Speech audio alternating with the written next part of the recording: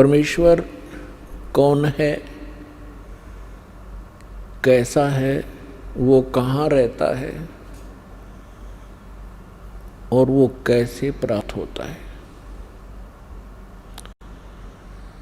ये जीव कहाँ से आया था, इसका उद्देश्य क्या है यहाँ जीने का, मृत्यु क्यों हो रही है, जन्म क्यों हो रहा है। हम आजीवन अपने परिवार के पोषण में अपना कोई मकान महल बनाने में कितनी लगन से लगे रहते हैं, उसके प्रति हमारा कितना अट्रैक्शन होता है, कितना लगाव होता है। और एक पल के अंदर मृत्यु होती है, हाहाकार मच जाता है। कितने ही प्रिय परिवार के सदस्य हों, तुरंत त्याग कर चला जाता है। ये कैसा जीवन है, हम इससे ऊब नहीं रहे, हम इससे थके नहीं हैं जन्म और मृत्यु से, क्योंकि हमें ज्ञान प्राप्त नहीं हुआ कि इस जन्म और मृत्यु के इस दीर्घ रोग का भी कोई विकल्प है, इससे छुटकारा हो सकता है। और जिन अज्ञानियों ने मोक्ष की परिभाषा बताई वो बिल्कुल यथार्थता के विपरीत थी। क्या कहते थे, कुछ तो ये कहते हैं कि जन्म मृत्यु तो बनी ही रहेगी, इसका कोई विकल्प नहीं है, ये तो यूनिवर्सल है, ये जो सच्चाई है यूनिवर्सल ट्रूथ है, उसको ये मानते हैं और इसमें कोई परिवर्तन नहीं हो सकता। कुछ एक मोक्ष की जो परिभाषा बहुत ही भिन्न और सुपीरियर बताते थे, वो क्या कहते थे कि आत्मा का ब्रह्म के अंदर लीन हो जाना, जिसे ब्रह्मलीन कहते थे, ये पूर्ण मोक्ष है। और कुछ एक ये कहते थे परमात्मा जो है, परमात्मा केवल प्रकाश है। ये तो विधान रहा जब तक परमात्मा कबीर जी कलयुग में अपना ज्ञान देने के लिए नहीं आए।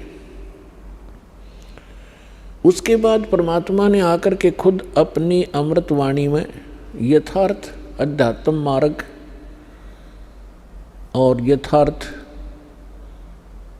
भक्ति विधि बताई और अपने निज स्थान का ज्ञान कराया। हम कहाँ रहते थे, हम कौन हैं, कहाँ से आए थे, हम इस जन्म और मृत्यु के कष्ट को क्यों उठा रहे हैं। हम ऐसे लोक में रह रहे हैं जहाँ कोई जीव स्थायी नहीं है। यहाँ के राजा नासवान, प्रजा नासवान होनी ही थी, यहाँ के भगवान नासवान, तो जीव अन्य प्राणियों का फिर क्या अस्तित्व। तो उस परमेश्वर ने जब तक ये अपना निज स्थान सतलोक सचखंड नहीं बताया था और उससे परिचित कुछ महापुरुषों को नहीं कराया था, तब तक हम केवल ब्रह्म को ही अंतिम ब्रह्म प्राप्ति और अंतिम उपलब्धि मानते थे।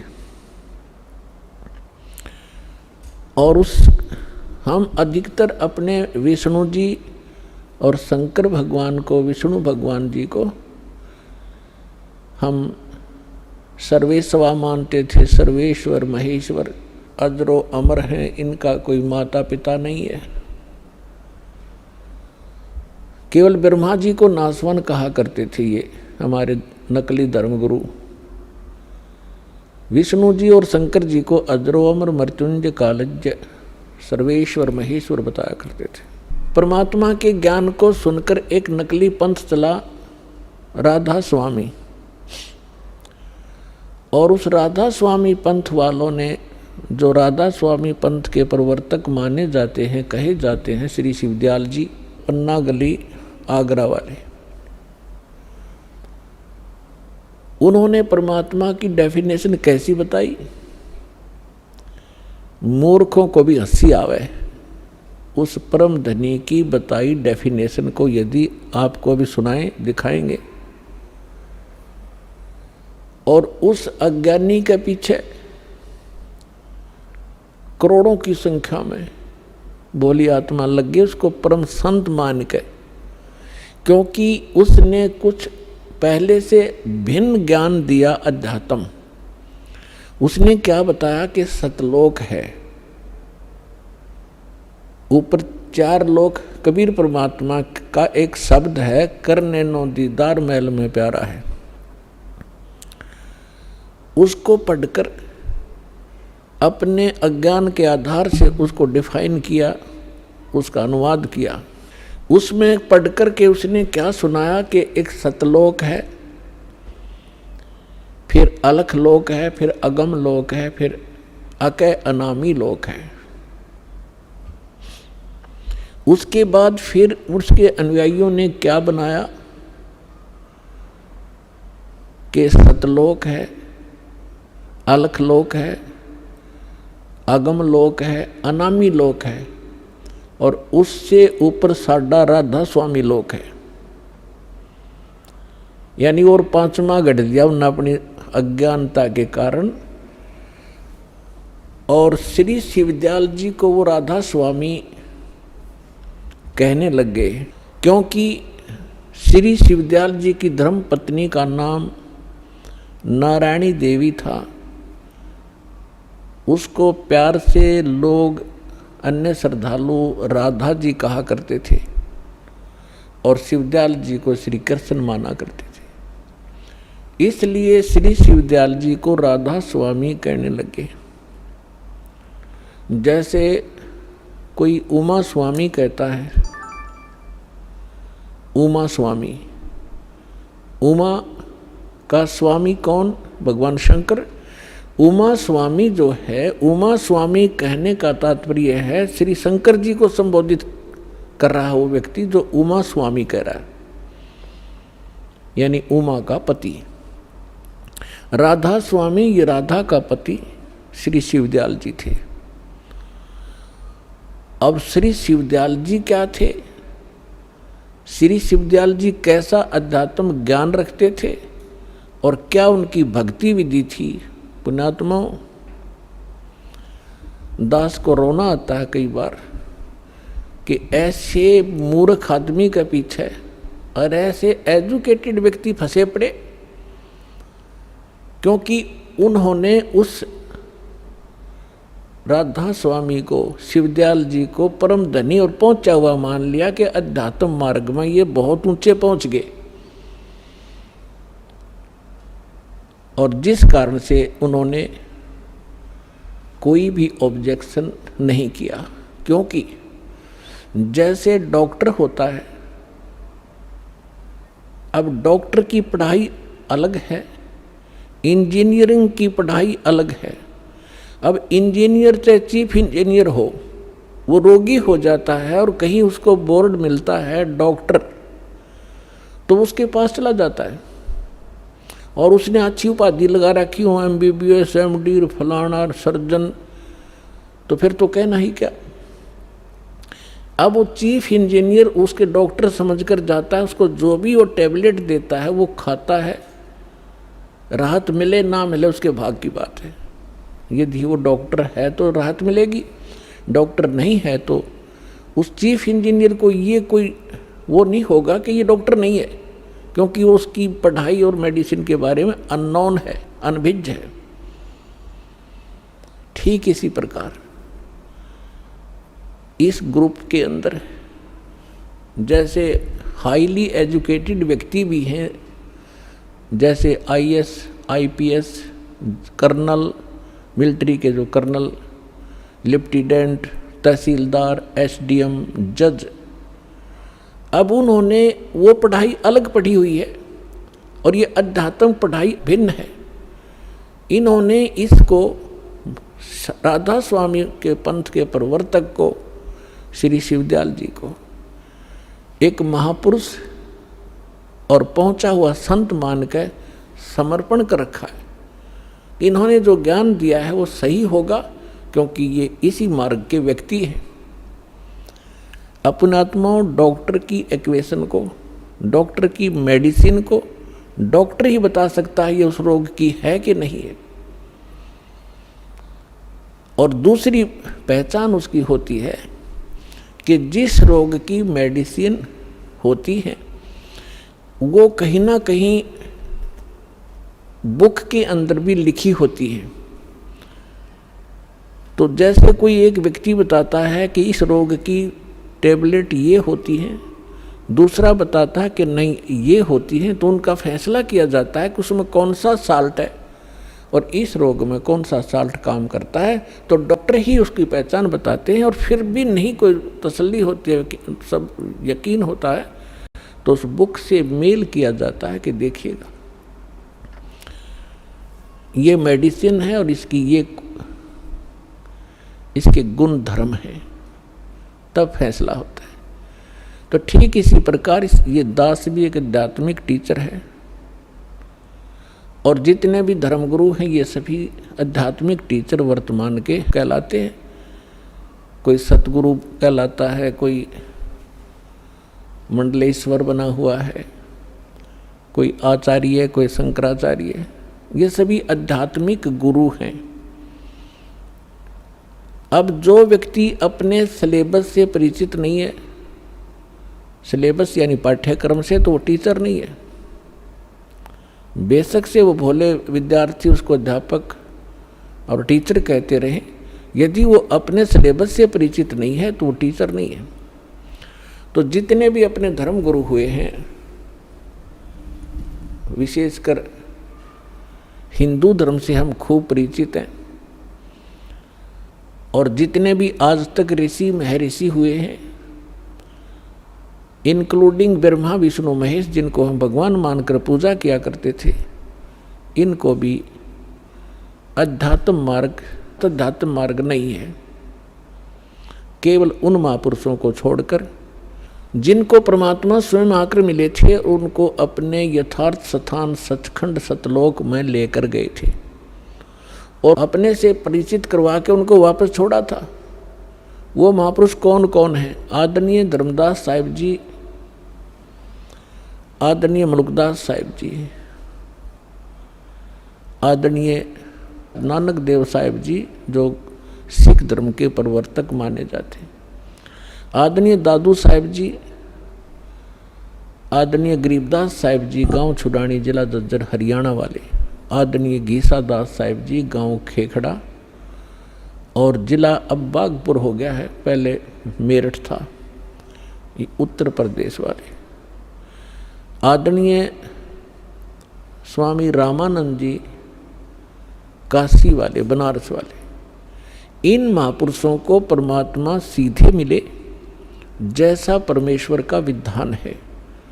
वेदों में प्रमाण है कि वो परमात्मा सचखंड में रहता है, ऊपर के लोक में, तेजों में लोक में रहता है। वहाँ पर एक बहुत बड़े गुम्बद में, एक बहुत बड़े सिंहासन पर और मुकुट समेत विराजमान है, जैसे राजा विराजमान होता है अपने तख्त पर, अपने सिंहासन पर। ऊपर छत्र है उस मालिक के सिर पे। परमात्मा मनुष्य दृश्य है, नर आकार है। वो वहां से गति करके आता है, वहां से चलकर आता है, सशरीर आते हैं भगवान और अच्छी आत्माओं को मिलते हैं, दृढ़ भक्तों को मिलते हैं। वेद प्रमाणित कर रहे हैं कि परमात्मा ऐसी लीला करता है, और पुण्यात्माओं, विश्व का कोई भी व्यक्ति ऐसा नहीं है जो वेदों को, श्रीमद् भगवत गीता को ये कहे कि ये व्यर्थ है, इनका ज्ञान सही नहीं है। और विशेषकर हमारे हिंदू धर्म के अंदर तो इस सिरोधार्य हैं ही हैं। तो पुण्यात्माओं, प्रथम तो हमारे को ये पहचान होनी चाहिए कि हु इज गॉड, कौन है परमात्मा और कैसा है, कहाँ रहता है, परमात्मा की आवश्यकता क्यों है। उसके पाने के लिए राजाओं ने राज त्याग दिए और ऋषि महर्षियों ने आजीवन अपनी साधना करके शरीर खत्म कर दिए। तो कैसा है वो भगवान, कैसा है वो स्थान जिसके लिए ऐसी नौबत सहन करनी पड़ी और लगे रहे, आज तक हम लग रहे हैं। तो इसलिए वो फिर मिलता कैसे है। जिस समय आपके ये सभी शंका समाधान हो जाएंगे, सभी कंसेप्ट क्लियर हो जाएंगे, तब तो आप भगत बनोगे। श्रीमद् भगवत गीता अध्याय नंबर 2 के और श्लोक नंबर 46 में कहा कि अर्जुन, जिसमें तेरी बुद्धि भिन्न भिन्न प्रकार के भ्रमित करने वाले वचनों से हटकर एक अध्यात्म ज्ञान पर स्थिर होगी, परमात्म ज्ञान पर स्थिर होगी, तब तो तू योगी बनेगा। गीता अध्याय नंबर 2 के श्लोक नंबर 53 में है, ये 46 में नहीं, गलती से बोल गया मैं। गीता अध्याय नंबर 2 के श्लोक नंबर 53 में कहा है कि अब देखिएगा, थोड़ा आपके रूबरू कराते हैं। ये है श्रीमद् भगवत गीता, गीता प्रेस गोरखपुर से प्रकाशित है और जयदयाल गोविंद का इसके अनुवादक है। गीता प्रेस गोरखपुर से प्रकाशित है। इसके अध्याय नंबर 2 के और श्लोक नंबर 53 में क्या लिखा है कि भांति भांति के वचनों को सुनने से विचलित हुई तेरी बुद्धि जब परमात्मा में अचल स्थिर ठहर जाएगी, तब तू योग को प्राप्त हो जाएगा।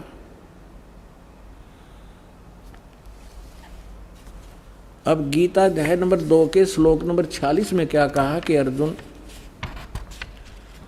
जिस प्रकार बहुत बड़े जलाशय की प्राप्ति के उपरांत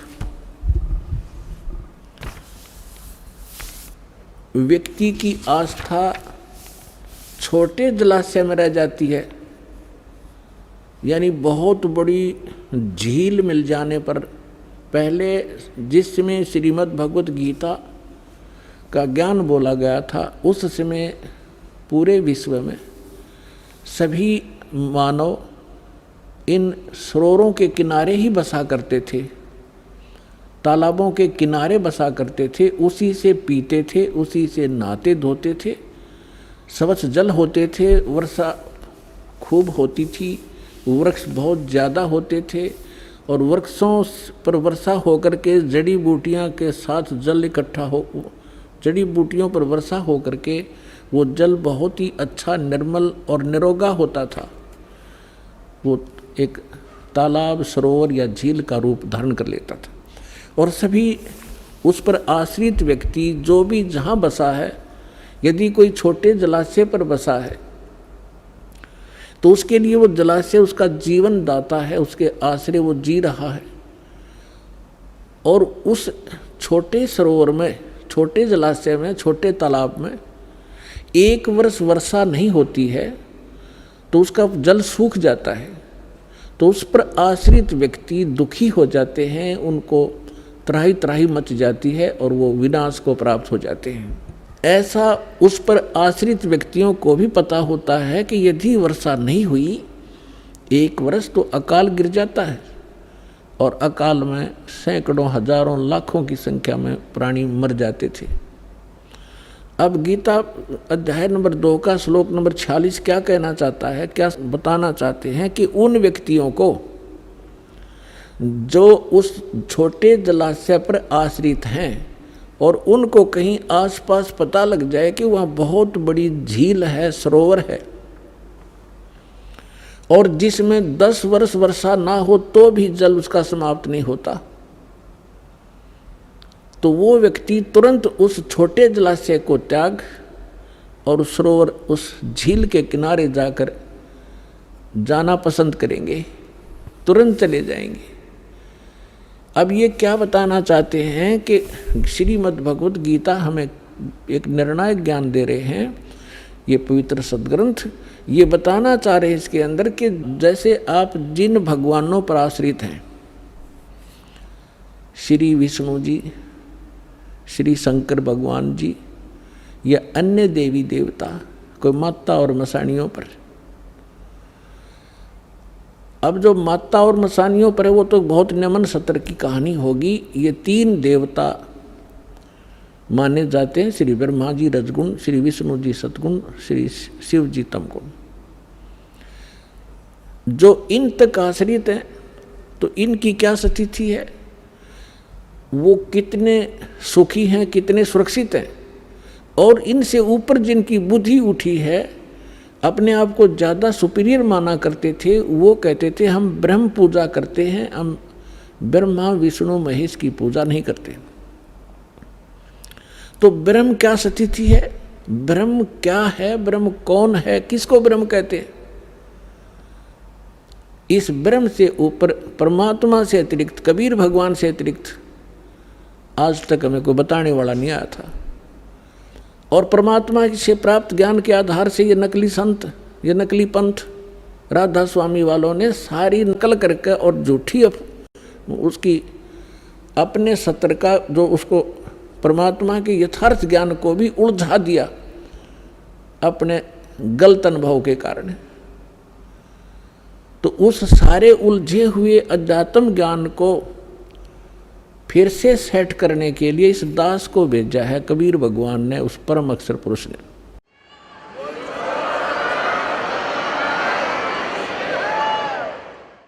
और उसके विषय में परमात्मा ने, कबीर साहब ने कहा कि 9 मन सूत उलझिया, ये ऋषि रहे जखमार, और सतगुरु ऐसा सुलझा दे, उलझे ना दूजी बार। तो अब अध्यात्म ज्ञान को ऐसा सुलझा दिया दास ने कबीर परमात्मा की रजा से, उनके द्वारा दी गई बुद्धि और उनके द्वारा दिए गए सूक्ष्म वेद के ज्ञान से। अब ये कलयुग में अध्यात्म मार्ग को कोई उलझा नहीं सकेगा। भक्ति कोई करियो चाहे ना करियो, और भक्ति करेंगे, क्योंकि भक्ति के लिए तो सभी हम बढ़ते चले गए। पहले हम हिंदू बने, फिर ईसाई बने, फिर मुसलमान बने, फिर सिख बने। हम भगवान के लिए बढ़ते जा रहे हैं।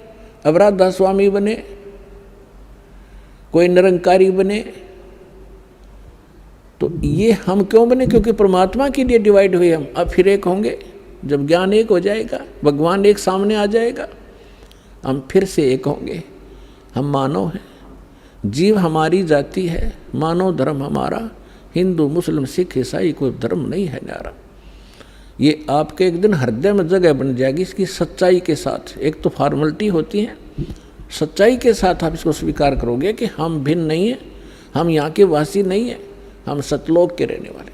अब जो प्रसंग चल रहा है